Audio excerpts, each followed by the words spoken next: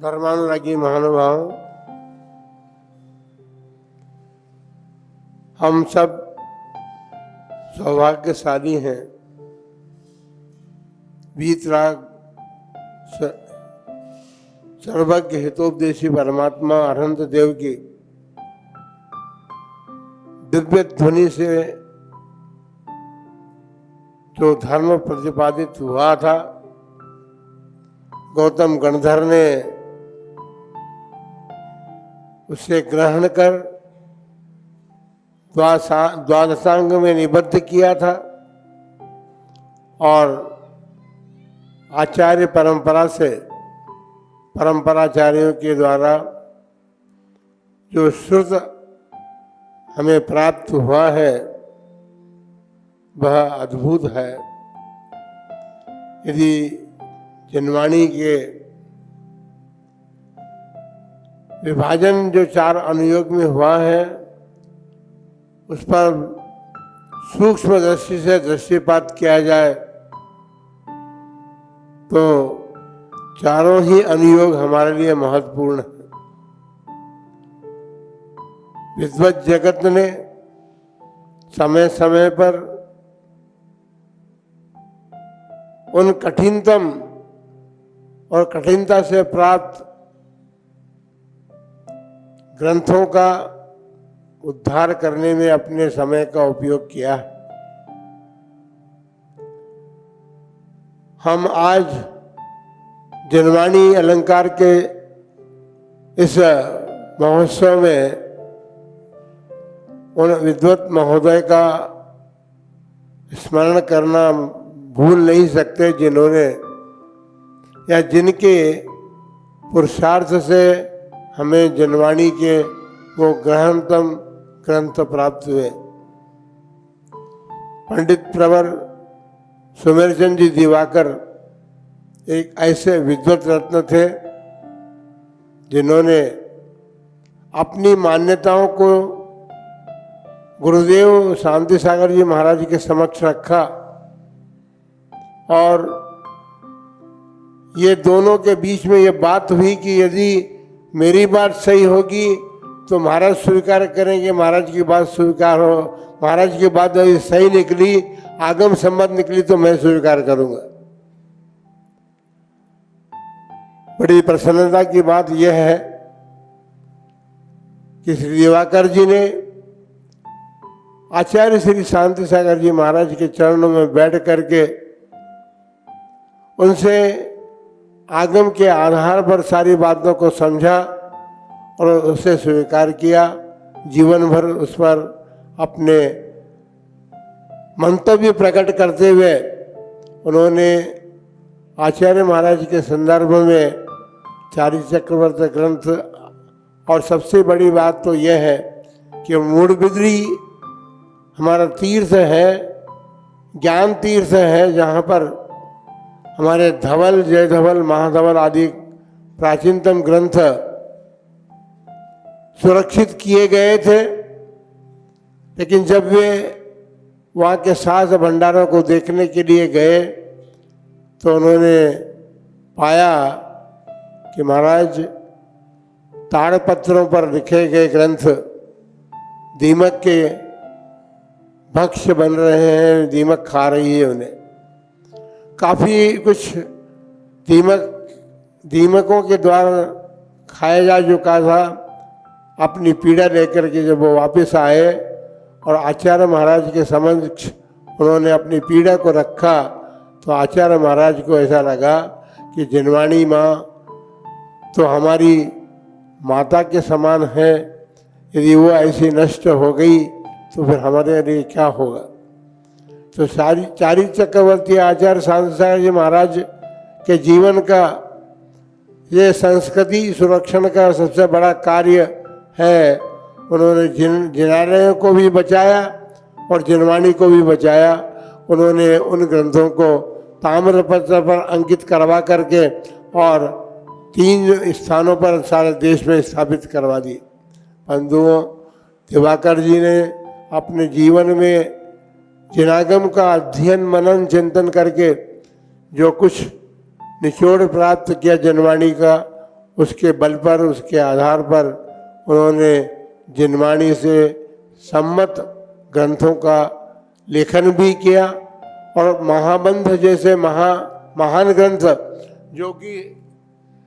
दीमक के ग्रास बन चुके थे, उस महाबंध ग्रंथ को उन्होंने वहाँ से प्राप्त करके और स्वयं उसका अनुवाद करके और उन्होंने उसका प्रथम भाग प्रकाशित हुआ था। लेकिन उसके बाद पंडित प्रवर फूलचंद जी ने उसके संपूर्ण भागों का, संपूर्ण ग्रंथ का संपादन करके और भारतीय ज्ञानपीठ से वो प्रकाशित भी 7 भागों में हो चुका है। तो हमारा ये कहने का तात्पर्य ये था कि यदि दिवाकर जी मुड़बिद्री नहीं गए होते तो हमें शायद वर्तमान में धवल जय धवल आदि ग्रंथ आदि प्राप्त होते भी कि नहीं होते, क्योंकि यदि वो जाते नहीं और वहाँ की दयनीय स्थिति को नहीं देखते, आचार्य श्री के समक्ष उसका निवेदन नहीं करते, तो हमको उपलब्ध होना अत्यंत दुर्लभ था। बंधुओं, ये आचार्य श्री शांति सागर जी महाराज का परम उपकार जैन समाज पर है, जिन्होंने अनंत देव के जिनालयों की सुरक्षा भी की और जिनवाणी की सुरक्षा करने का उपक्रम भी किया। लेकिन इससे बड़ी बात तो यह है कि आचार्य महाराज ने अपने जीवन में दीक्षा धारण करके शास्त्रानुमोदित जो मुनिचर्या का पालन किया, वह मुनिचर्या बाद में प्रकाशित होने वाले मूलाचार ग्रंथ के अनुकूल उन्हें प्रतीत भी, और उन्होंने देखा और ये शब्द कहे थे कि ऐसा लगता है कि हमने पहले भी कभी दीक्षा धारण की होगी और ये शास्त्र के अनुसार हमारे दिनचर्या वर्तमान में भी बन पाई है। इसलिए बंधुओं, उन आचार्य महाराज का परम उपकार है। उन्होंने देव की सुरक्षा की, शास्त्र की सुरक्षा की और अपने जीवन को प्रयोगशाला बना करके उन्होंने चारित्र के जितने भी अंग थे उन सब का प्रयोग अपने जीवन में करके हमें चारित्र को भी बताया कि चारित्र इस प्रकार पालन किया जाता है, मुनि धर्म ये है। इसलिए उन महामना आचार्य के लिए तो हम परम उपकृत हैं, उनके प्रति हम कृतज्ञ हैं, जिन्होंने इस प्रकार से देव शास्त्र गुरु का संरक्षण करके अपने जीवन में हम सबको प्रदान किया है। दूसरी बात यह है कि आज जिस जनवाणी का अलंकार होना है या प्रकाशन होना है, उसको परम पूज्य चारी चक्रवर्ती आचार्य शांति सागर जी महाराज की स्मृति में कोलकाता में जो शांति सागर फाउंडेशन की स्थापना हुई, उस फाउंडेशन ने भगवान महावीर की दिव्य ध्वनि से निश्रित गौतम गणधर के द्वारा द्वासांग में रचित और उसके पश्चात सभी अनेक आचार्यों के द्वारा लिखित जो शास्त्र थे, प्राचीन में उनका प्रकाशन हो भी चुका था, वर्तमान में अब उपलब्ध नहीं थे, तो उसका पुनर्प्रकाशन कोलकाता के उस शांति सागर फाउंडेशन ने पंडित प्रवर आनंद जी शास्त्री के संयोजकत्व में प्रकाशन किया। और सबसे बड़ी बात तो यह है कि कोलकाता समाज ने और कोलकाता समाज की एक महिला कुसुम जी छाबड़ा जो हैं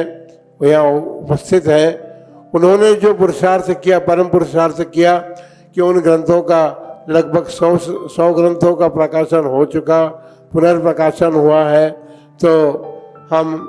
उन सब के लिए कलकत्ता समाज और पंडित आनंद प्रकाश जी, कुसुम जी छाबड़ा, जिनके पुरुषार्थ से ये ग्रंथ पुनः प्रकाशित हुए हैं, उन सब के प्रति मंगल भावना करते हैं कि शास्त्र प्रकाशन तो आपने कर दिया, शास्त्र प्रकाशन तो कर दिए, शास्त्र प्रकाशन फिर उपलब्ध हो गया, लोग इसका स्वाध्याय करेंगे। लेकिन स्वाध्याय करने के लिए आज हमें स्वाध्याय के संबंध में बहुत कुछ कहना था, लेकिन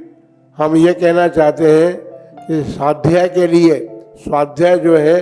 उसका, उस शब्द का अर्थ है स्व का अध्ययन, अपना अध्ययन जो किया जाता है। अर्थात ये शास्त्र के माध्यम से, इन शास्त्रों में जो कुछ कहा गया है उसके माध्यम से हम ये समझने का प्रयत्न करें, क्योंकि स्व अर्थात हमारी आत्मा जो है वो कैसी है, क्या करके हम परम सुख को प्राप्त हो सकते हैं, इन सब बातों को इन शास्त्रों में निबद्ध किया गया है आचार्यों के द्वारा। उसे पढ़ करके, उसका स्वाध्याय करके, हम मनन चिंतन करके, जिन्होंने प्रकाशन, पुनः प्रकाशन में अपना योगदान दिया, वे भी इस बात को परिप्रकार से स्मृति पटल पर रख करके और अपने जीवन में इन ग्रंथों का स्वाध्याय करके अपने जीवन को उत्कृष्ट बनाने का प्रयत्न करें। इन्हीं मंगलमय भावना के साथ आप सबके लिए आशीर्वाद देते हुए ये भावना मानते हैं कि आप सभी स्वस्थ रहें, क्योंकि स्वाध्याय करने के लिए शरीर का स्वस्थ रहना अत्यंत आवश्यक है, लेकिन उसके साथ साथ आपकी मन भी स्वस्थ रहना चाहिए। मन भी स्वस्थ रहे तो शरीर और मन स्वस्थ रहेगा, तो मन और शरीर के स्वस्थता में आप इन ग्रंथों का, जिनवाणी का मनन चिंतन भली प्रकार कर सकेंगे। इसके साथ आप मन और शरीर के स्वस्थता के साथ साथ अपनी बुद्धि को भी स्वस्थ रखने का प्रयत्न और पुरुषार्थ करें, जिससे इन ग्रंथों के रहस्य को आप भली प्रकार जान सकें। और पुराने विद्वानों ने जो कुछ अपने सामने प्रस्तुत किया है उसका उपकार मानते हुए हम अपने जीवन में जिनवाणी माँ का स्वाध्याय कर सकें। उनके जिनवाणी माँ का जो दूध है उस दूध को पी करके अपनी आत्मा को परिपुष्ट कर सकें। इन्हीं मंगलमय भावना के साथ आप सबके लिए पुनः पुनः मंगल आशीर्वाद।